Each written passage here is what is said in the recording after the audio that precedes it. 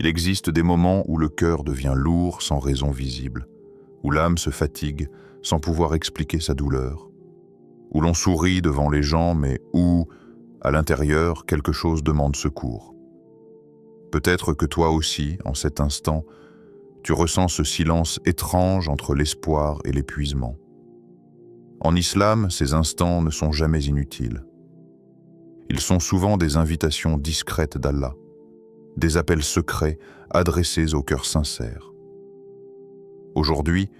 je veux te parler de 3 noms sublimes d'Allah, capables de ranimer l'âme, d'apaiser l'attente et de redonner sens même aux jours les plus lourds. Il arrive dans la vie d'un être humain un instant silencieux, presque imperceptible, où quelque chose cède à l'intérieur, non pas dans le fracas d'un effondrement visible, mais dans un soupir discret de l'âme qui n'a plus la force de jouer un rôle, plus l'énergie de soutenir l'illusion d'une solidité constante, plus le courage de prétendre que tout va bien, alors que le cœur, en secret, porte des blessures que même les mots refusent parfois de nommer. C'est un moment où l'on cesse de lutter contre soi-même, où les défenses tombent une à une, comme des feuilles sèches à l'approche de l'hiver,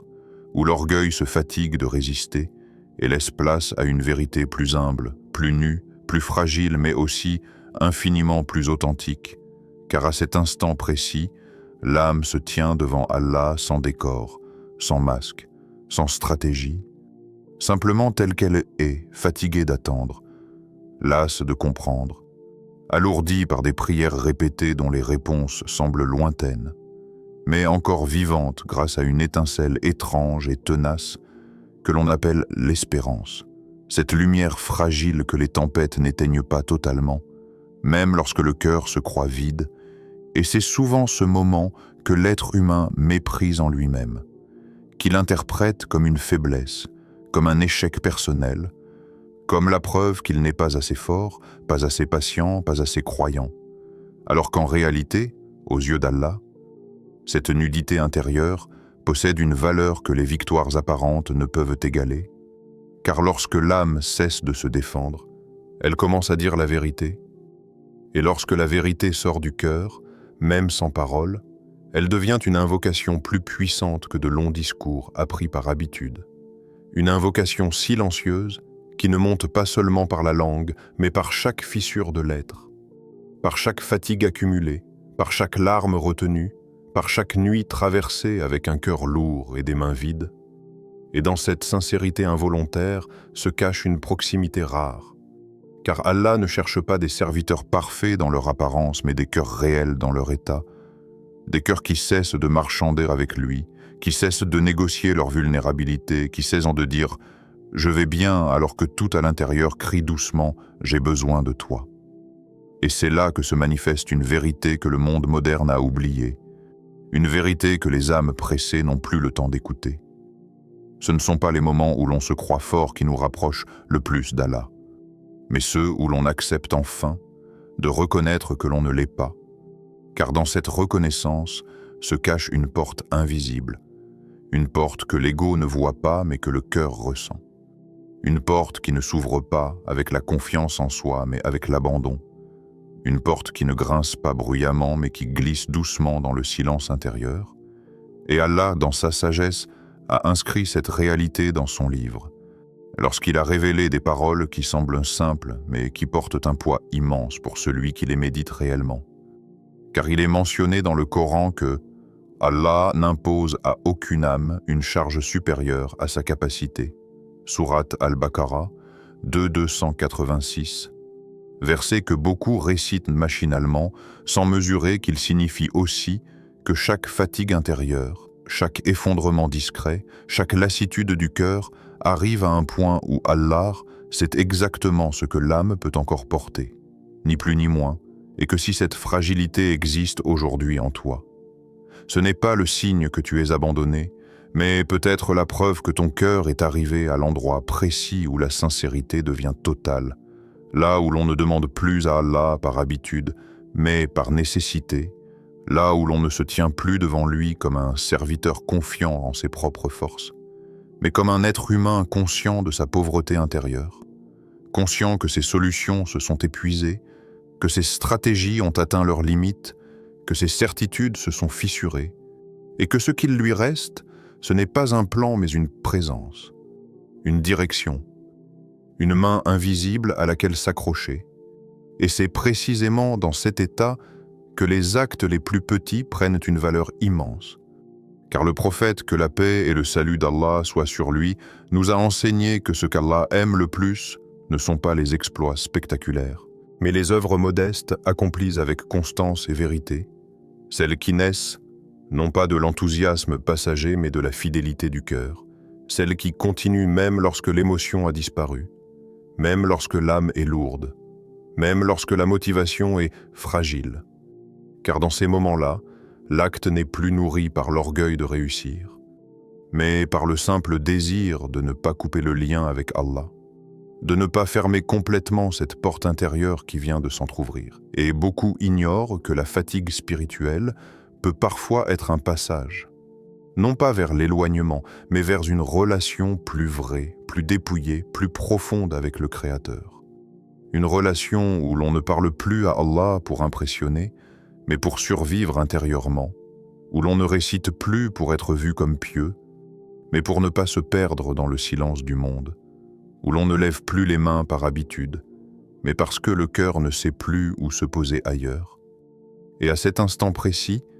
même si l'être humain ne le perçoit pas encore, il ne recule pas, il revient, il ne s'effondre pas, il se dépose,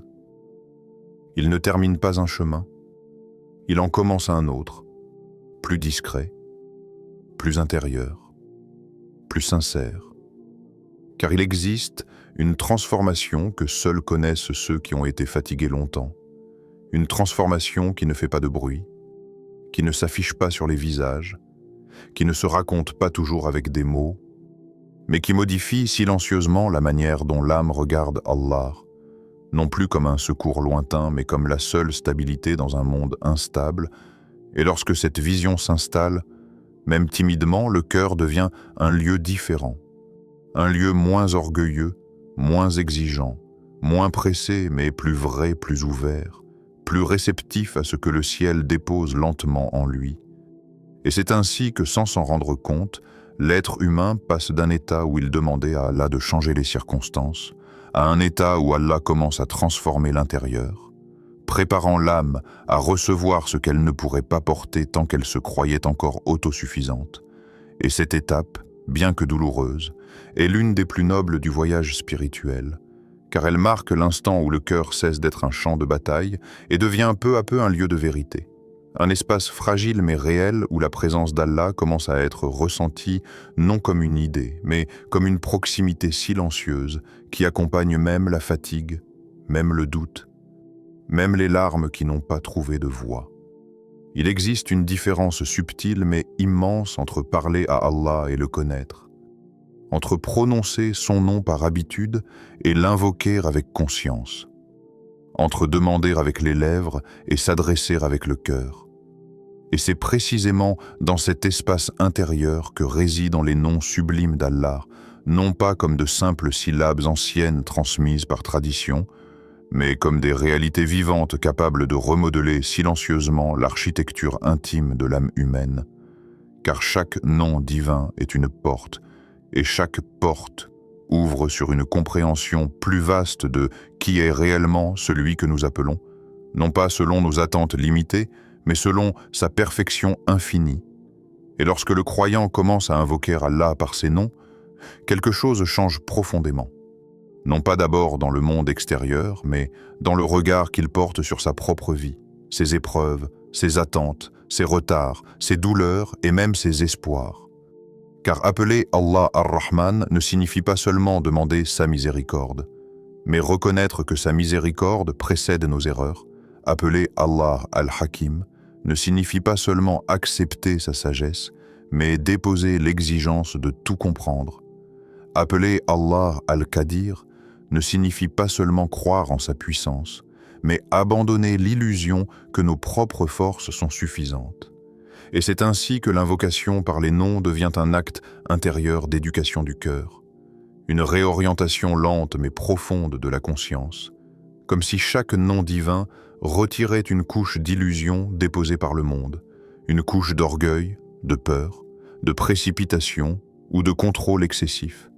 jusqu'à ce que le cœur commence à respirer différemment, non plus dans la tension constante de celui qui veut tout maîtriser, mais dans l'humilité paisible de celui qui sait à qui il s'adresse. Et cette transformation silencieuse a été rappelée dans le livre d'Allah lorsque la révélation a établi une règle simple mais vertigineuse par sa profondeur, indiquant que c'est à Allah qu'appartiennent les plus beaux noms, invoquez-le donc par eux. Sourate Al-A'raf 180. Car ce verset n'est pas seulement une recommandation linguistique, il est une invitation spirituelle à changer la manière même d'entrer en relation avec le Créateur, à passer d'une invocation vague à une invocation consciente, d'une demande confuse à une présence lucide. Car lorsque l'être humain prononce un nom divin en comprenant ce qu'il signifie, son cœur commence inconsciemment à s'aligner avec cette vérité,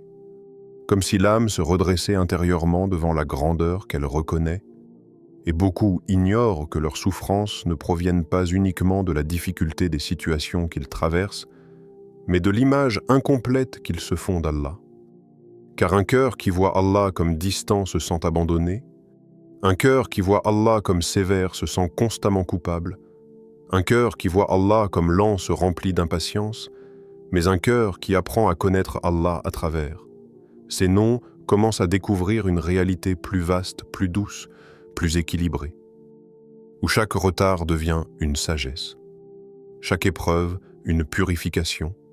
chaque silence une forme de réponse. Et dans cette connaissance nouvelle, l'angoisse commence à perdre son autorité, non pas parce que les problèmes disparaissent immédiatement, mais parce que le cœur cesse de se croire seul face à eux, cesse de se sentir orphelin dans l'univers, cesse de penser qu'il doit tout porter sans aide. Et c'est là que se produit l'un des miracles les plus discrets, mais les plus puissants de la spiritualité islamique.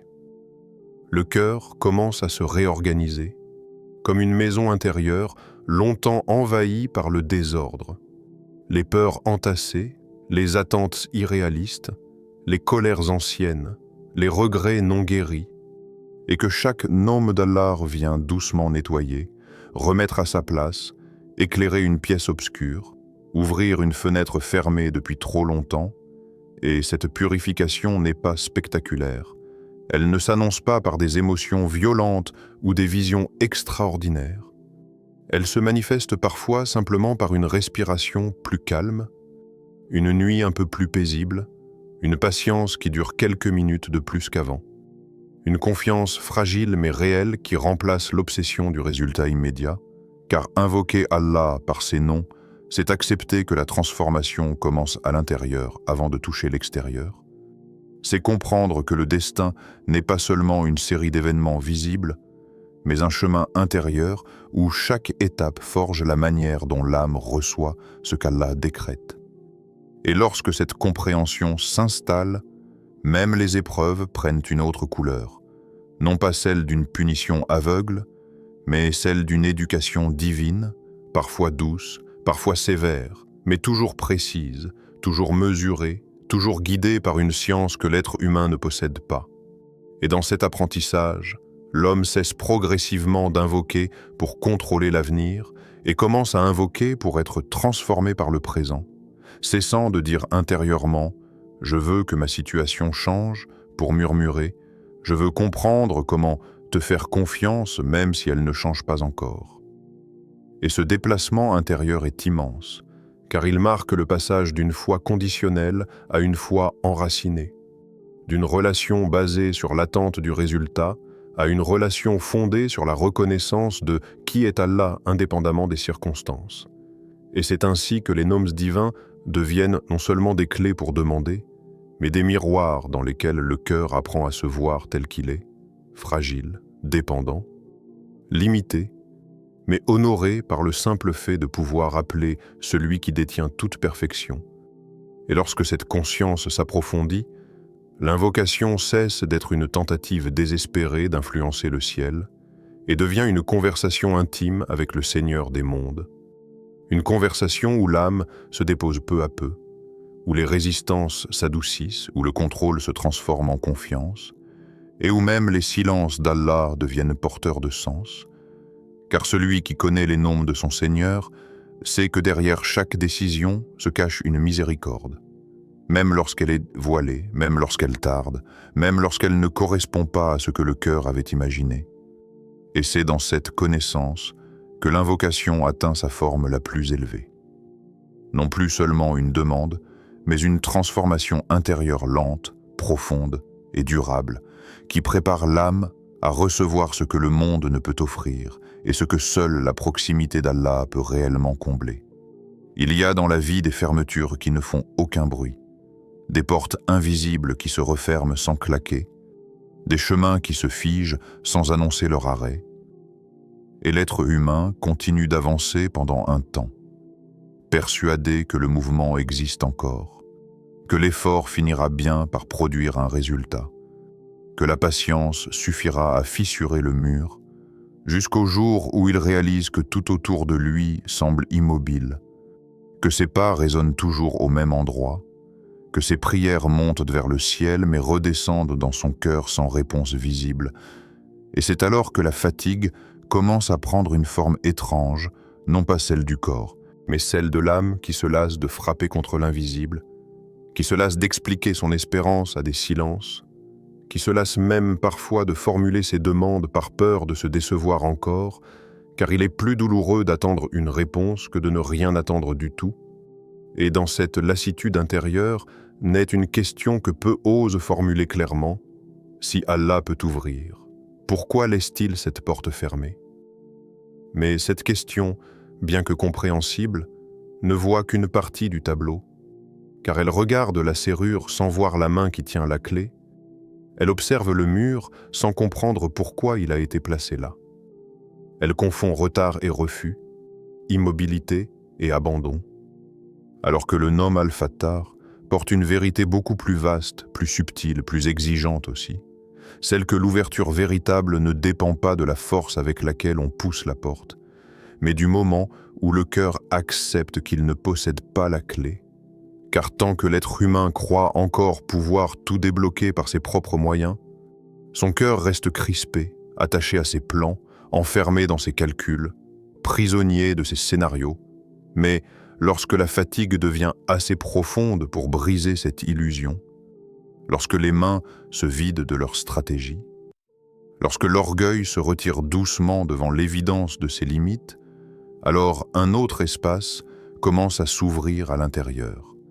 Un espace où l'on ne dit plus « je dois réussir », mais « oh Allah, je ne peux plus avancer sans toi ». Et cette parole, même silencieuse, même incomplète,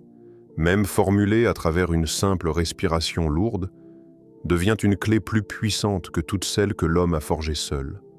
Car Allah n'ouvre pas seulement des situations, il ouvre des états, il ouvre des compréhensions, il ouvre des capacités intérieures que le serviteur ignorait posséder. Et parfois, l'ouverture la plus décisive n'est pas celle qui change le décor extérieur, mais celle qui transforme la manière dont le cœur regarde ce décor. Car combien de personnes ont obtenu ce qu'elles désiraient et se sont pourtant perdues? Combien ont franchi des portes tant espérées pour découvrir derrière elles des douleurs qu'elles n'étaient pas prêtes à porter? Combien ont insisté pour qu'un chemin s'ouvre sans savoir qu'il les conduisait vers une nuit plus profonde encore? Et c'est pour cela qu'Allah, dans sa sagesse, ouvre parfois tard, non par indifférence mais par protection, non par oubli mais par préparation. Et il a laissé dans son livre un rappel qui éclaire cette réalité avec une douceur ferme lorsqu'il dit « N'avons-nous pas ouvert pour toi ta poitrine » Sourate Ash-Shar 94. Verset court, mais immense dans sa portée, car il ne parle pas d'une porte matérielle, il parle d'un espace intérieur élargi, d'un cœur devenu capable de porter ce qui auparavant l'aurait écrasé, d'une âme préparée à recevoir ce que la précipitation aurait transformé en fardeau. Et lorsque le croyant médite ce verset, Il comprend que la première ouverture qu'Allah accorde n'est pas toujours celle des circonstances, mais celle de la poitrine, celle du souffle intérieur, celle de la capacité à supporter, à comprendre, à patienter sans se briser, et c'est seulement après cette ouverture silencieuse que les autres peuvent suivre. Car une porte franchie trop tôt peut devenir une prison, tandis qu'une porte ouverte au bon moment devient une délivrance. Et répéter le Nom al-Fatah n'est donc pas une formule magique destinée à forcer le destin, mais un acte de lucidité profonde, une confession intime qui dit « Je ne maîtrise pas ce qui est bon pour moi », une déclaration intérieure qui remet les clés à celui qui voit les chemins avant même qu'ils existent. Et dans ce geste invisible se produit souvent un apaisement étrange, comme si le cœur déposait un fardeau qu'il portait depuis trop longtemps, comme si l'âme cessait enfin de se battre contre une réalité qu'elle ne pouvait changer seule. Et cet apaisement n'est pas une résignation vide, mais une confiance active, une manière différente de marcher même lorsque la route reste obscure. Car le croyant qui invoque Al-Fatah commence à comprendre que certaines portes ne s'ouvrent qu'après que l'on a accepté de ne plus les surveiller constamment, que certaines réponses ne descendent qu'après que l'on a cessé de les exiger à chaque souffle, que certaines délivrances arrivent seulement lorsque l'on accepte que la forme de cette délivrance ne correspondra peut-être jamais à ce que l'imagination avait dessiné. Et il y a dans cette acceptation une force étrange, une dignité silencieuse, une paix qui ne dépend plus du calendrier humain mais de la sagesse divine. Car Allah n'ouvre pas quand nous sommes pressés. Il ouvre quand nous sommes prêts, non pas quand le désir est à son maximum, mais quand le cœur est suffisamment humble pour recevoir sans se perdre, suffisamment vide pour être rempli sans se briser, suffisamment confiant pour ne pas transformer le don en nouvelle idole. Et c'est pourquoi tant de véritables ouvertures commencent dans la solitude intérieure, dans des nuits où personne ne voit la fatigue du croyant, dans des jours où il continue d'avancer sans savoir pourquoi il avance encore, dans des instants où il ne demande plus avec des phrases longues, mais avec un simple regard intérieur tourné vers le ciel, et Allah, qui voit ce regard, qui entend ce silence, qui connaît ce cœur mieux que le cœur ne se connaît lui-même, ouvre parfois sans prévenir, parfois sans signe spectaculaire, parfois même sans que le serviteur comprenne immédiatement ce qui a changé, mais un jour, en regardant en arrière, il réalise que le mur n'existe plus, que la porte qu'il frappait autrefois a disparu, remplacée par un chemin qu'il n'aurait jamais imaginé. Et il comprend alors que le retard était une miséricorde déguisée, que la fermeture était une protection silencieuse, que l'attente était une préparation, et que le Nom al-Fatah n'a jamais cessé d'agir, même lorsque le cœur croyait être oublié,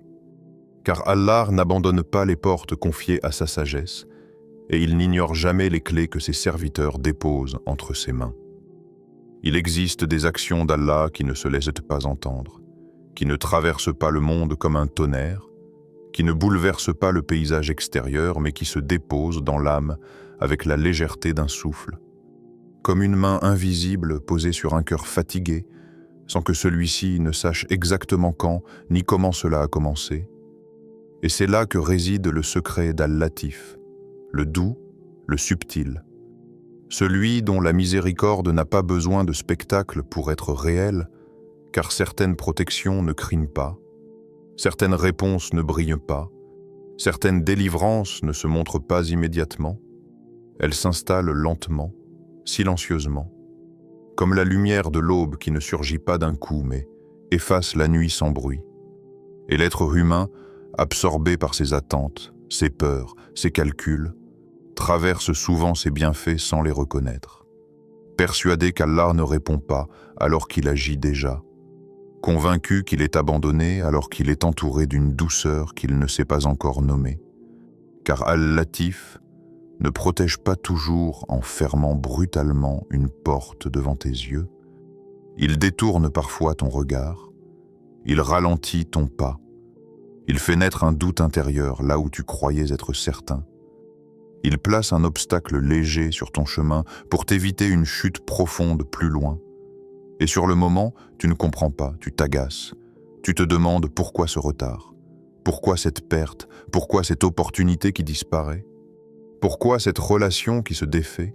Pourquoi cette voie qui se ferme alors que tu y avais mis ton espoir et ton cœur? Encore attaché à ce qu'il voulait, interprète la douceur comme une dureté, la protection comme une privation, la sagesse comme une injustice, mais le temps, ce témoin discret de la miséricorde divine, finit souvent par dévoiler ce que les larmes ne pouvaient te voir. Car un jour, tu regardes en arrière et tu comprends que ce que tu appelais malheur était un détour, que ce que tu appelais échec était une sauvegarde, que ce que tu appelais silence était une réponse enveloppée de pudeur. Et cette compréhension tardive est elle-même une forme de guérison, une paix qui ne dépend plus de ce que tu as obtenu, mais de ce que tu as évité sans le savoir, et Allah a évoqué cette subtilité dans son livre lorsqu'il révèle une vérité qui dépasse l'intelligence immédiate de l'homme. Allah est subtil envers ses serviteurs. Sourate Ash-Shura, 42-19. Parole courte mais profonde comme un océan calme, car elle ne promet pas une vie sans douleur, mais une présence invisible dans chaque douleur, une guidance cachée dans chaque détour, une main posée sur chaque blessure même lorsque l'esprit croit être seul, et reconnaître Al-Latif, ce n'est pas nier la tristesse, ce n'est pas effacer la fatigue, ce n'est pas prétendre que tout va bien, c'est apprendre à croire que même dans ce qui fait mal, quelque chose de plus grand agit avec précision, que même dans ce que tu ne comprends pas, une miséricorde travaille en silence, comme une graine sous la terre qui ne fait aucun bruit mais prépare une forêt. Et répéter Ya Latif n'est donc pas seulement invoquer un nom, c'est déposer son front contre une sagesse invisible, c'est accepter de ne pas tout comprendre aujourd'hui, c'est faire la paix avec l'idée que certaines vérités ne se révèlent qu'après la traversée, jamais au début, car si l'être humain voyait toujours ce dont Allah le protège, il ne serait plus éprouvé,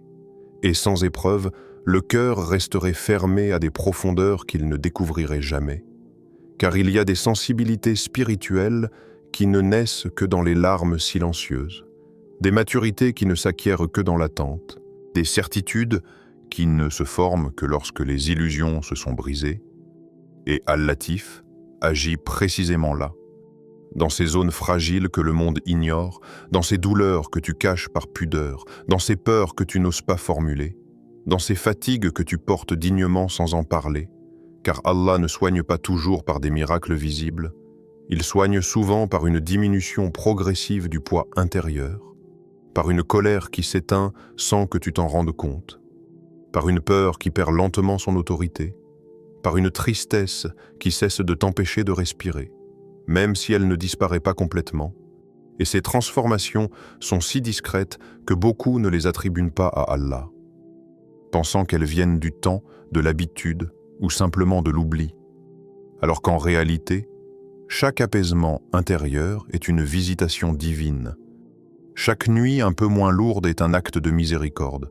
Chaque matin, où tu trouves encore la force de continuer, est un signe que la douceur d'Allah n'a jamais quitté ton chemin. Même lorsque tu te sentais loin, même lorsque tu doutais, même lorsque tu croyais que ton cœur était devenu trop sec pour ressentir encore. Car Al-Latif n'agit pas seulement sur les événements, il agit sur les cœurs. Il polit les âmes comme l'eau polit la pierre, lentement, patiemment, sans frapper, jusqu'à ce que ce qui était tranchant devienne doux, jusqu'à ce que ce qui était rigide apprenne à se courber sans se briser. Et cette douceur n'affaiblit pas, elle fortifie autrement. Elle construit une stabilité intérieure que les tempêtes ne détruisent plus facilement, une confiance qui ne dépend plus des résultats immédiats, une foi qui ne s'effondre plus à chaque retard. Car celui qui connaît Al-Latif sait que l'absence apparente est parfois une présence cachée, que le refus est parfois une protection enveloppée, que la perte est parfois un sauvetage discret. Et cette connaissance transforme la manière même de vivre, car le croyant cesse peu à peu de mesurer l'amour d'Allah à la quantité de choses qu'il reçoit, et commence à le reconnaître dans ce dont il a été préservé, dans ce qui ne s'est pas produit, dans les douleurs évitées, dans les chemins détournés, dans les nuits écourtées avant qu'elles ne deviennent trop sombres. Et ainsi, sans bruit, sans éclat, sans annonce, Al-Latif reconstruit l'âme comme on restaure une maison ancienne de l'intérieur, en silence, pierre après pierre, jusqu'au jour où l'habitant réalise que le toit tient encore, que les murs n'ont pas cédé, que la lumière entre par des fissures qu'il n'avait jamais remarquées, et il comprend alors que même lorsqu'il croyait être seul, une douceur le protégeait déjà, une sagesse l'accompagnait déjà, un Seigneur veillait déjà, non pas avec la dureté d'un juge pressé, mais avec la tendresse d'un protecteur invisible qui n'a jamais cessé d'agir. Même lorsque personne ne l'applaudissait, même lorsque le cœur doutait, même lorsque les prières semblaient se perdre dans le silence. Il existe des heures où le monde se tait, mais où l'intérieur parle plus fort que tout. Des heures où les lumières sont éteintes, où les voix humaines se sont éloignées, où les obligations dorment, et où il ne reste plus que le cœur face à lui-même, vulnérable comme un enfant dans l'obscurité, tenant dans ses mains invisibles des questions qu'il n'ose pas toujours formuler le jour. Et parmi elles, une revient avec une douceur douloureuse. Est-ce qu'Allah m'entend vraiment? Est-ce que ces mots que je répète, parfois sans force, parfois sans larmes, parfois sans même y croire totalement, montent réellement vers lui? Ou se perdent-ils quelque part entre mon souffle et le ciel? Et cette question ne naît pas de l'arrogance. Elle naît de la fatigue, de l'attente prolongée, de la répétition des jours semblables, de ces prières qui semblent rester suspendues dans l'air sans retomber sous forme de réponse visible. Et pourtant, dans la réalité invisible que l'œil ne perçoit pas, aucune invocation ne se dissout dans le néant, aucun soupir ne se perd dans le vide, aucun murmure du cœur n'est ignoré. Car Allah est Al-Mujib, celui qui répond, non pas parfois, non pas selon l'humeur, mais toujours. Même lorsque la réponse ne porte pas le visage que l'imagination humaine attend, même lorsqu'elle ne prend pas la forme que le désir avait dessinée, même lorsqu'elle se cache derrière un délai qui fatigue l'âme ou une issue différente de celle espérée, car l'être humain confond souvent réponse et satisfaction immédiate, comme s'il suffisait que la situation change pour que l'invocation soit validée. Alors qu'en vérité, la réponse divine dépasse le cadre étroit du résultat visible. Elle s'inscrit dans une sagesse qui voit les conséquences avant même que les causes ne soient achevées. Et Allah lui-même a posé cette promesse dans son livre avec une clarté qui ne laisse aucune place au doute pour celui qui médite réellement. Invoquez-moi, je vous répondrai. Sourate Ghafir, 40-60. Paroles simples, directes, sans conditions cachées, sans astérisque, sans négociation. Réponse qui n'est pas liée à la perfection du serviteur, mais à la perfection du Seigneur.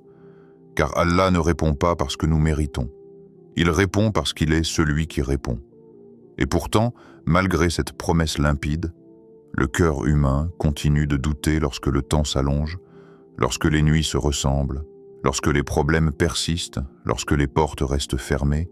lorsque la guérison tarde, lorsque la solitude s'installe, lorsque la pauvreté ne recule pas, lorsque l'injustice continue, et peu à peu, une fatigue subtile se glisse dans la prière elle-même, non pas une fatigue du corps, mais une lassitude du cœur qui se demande combien de fois encore il faudra demander, combien de nuits encore il faudra espérer, combien de larmes encore il faudra retenir avant que quelque chose ne change. Et c'est là que le nom Al-Mujib devient plus qu'une croyance, il devient un refuge intérieur,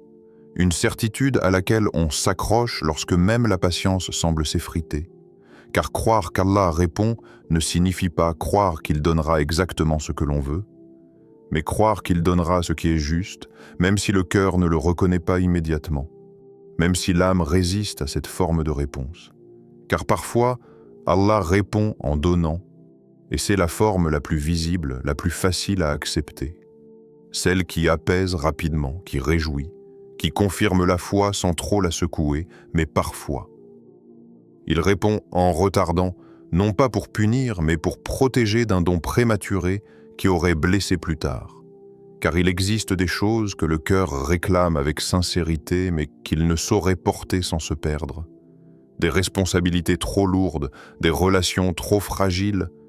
des richesses trop précoces, des victoires trop rapides. Et dans ces cas-là, le silence apparent d'Allah est en réalité une réponse enveloppée de sagesse, une main retenue pour ne pas laisser tomber un poids qui briserait l'âme, et parfois encore, Allah répond en détournant, en éloignant, en retirant ce que l'on pensait être une bénédiction, alors que cela cachait une épreuve plus profonde. Et le serviteur ne comprend cette protection qu'après avoir vu les conséquences qu'il a évitées sans le savoir. Et parfois, enfin, Allah répond en réservant, en déposant la réponse dans un monde que les yeux ne verront pas ici-bas, en transformant chaque invocation non exaucée en lumière future, en récompense éternelle, en proximité sans fin. Et le prophète, que la paix et le salut d'Allah soient sur lui, a enseigné que le croyant, le jour du jugement, découvrira des montagnes de récompenses issues de prières qu'il croyait ignorer, au point qu'il souhaitera que davantage encore de ces invocations n'aient pas été exaucées dans ce monde tant leur résultat sera immense dans l'autre. Et cette réalité bouleverse la manière même de prier, car elle transforme l'invocation d'une transaction impatiente en un acte de confiance, d'un marchandage anxieux en une soumission paisible, car celui qui connaît Al-Mujib ne mesure plus la valeur de sa prière à la vitesse de la réponse, mais à la sincérité avec laquelle il dépose son cœur devant Allah, et répéter « Ya Mujib » devient alors une façon de réparer l'intérieur lorsqu'il se fissure sous l'attente, une manière de dire « Même si je ne vois pas encore, même si je ne comprends pas, même si je suis fatigué, même si mon espoir est fragile, je crois que tu entends, je crois que tu choisis mieux que moi, je crois que tu n'oublies pas, je crois que rien de ce que je t'ai confié n'est perdu. » Et dans cette croyance se cache une force que le monde ne peut offrir, une stabilité qui ne dépend pas des événements, une paix qui cohabite même avec la douleur, car le cœur n'est plus suspendu au résultat, il est attaché à celui qui décide du résultat, et c'est là que l'invocation atteint sa maturité spirituelle, lorsqu'elle ne cherche plus seulement à changer le décret, mais à accepter d'être changée par le décret, lorsqu'elle ne demande plus seulement la sortie de l'épreuve, mais la capacité de traverser l'épreuve sans perdre la lumière intérieure, lorsqu'elle ne se limite plus à vouloir obtenir, mais apprend à faire confiance, même dans le silence, même dans la lenteur, même dans l'obscurité. Car celui qui connaît Al-Mujib ne marche plus seul dans la nuit, même s'il ne voit pas encore l'aube. Il avance avec la certitude que chaque pas est vu, chaque souffle est entendu, chaque larme est comptée, chaque mot est enregistré, et que dans un temps que seul Allah connaît, sous une forme que seul Allah choisit, la réponse viendra, ou a peut-être déjà commencé sans qu'il ne s'en rende compte, car certaines réponses commencent dans le monde invisible bien avant de toucher le monde visible, et certaines guérisons débutent dans l'âme bien avant d'atteindre les circonstances, et ainsi, dans le silence le plus profond, le nom Al-Mujib continue d'agir. Non comme un écho lointain, mais comme une présence constante, fidèle, immuable, qui répond même lorsque la voix tremble, même lorsque la foi vacille, même lorsque l'espoir se fait discret, car Allah ne cesse jamais d'être celui qui répond, même lorsque le serviteur oublie parfois comment attendre. Ainsi, lorsque ton cœur se fatigue, n'abandonne pas l'invocation. Change simplement la manière de t'adresser à ton Seigneur. Appelle-le par ses noms, parle-lui avec vérité, même avec des larmes silencieuses. Et souviens-toi, ce n'est pas parce que tu ne vois pas encore le chemin qu'Allah ne l'a pas déjà tracé. Ô Allah, ouvre pour nous les portes de ta miséricorde, enveloppe nos cœurs de ta douceur, réponds à nos invocations selon ta sagesse parfaite, apaise nos âmes fatiguées et raffermis notre foi. Accorde la paix, la patience et la lumière à tous les musulmans, ici-bas et dans l'au-delà. Amen.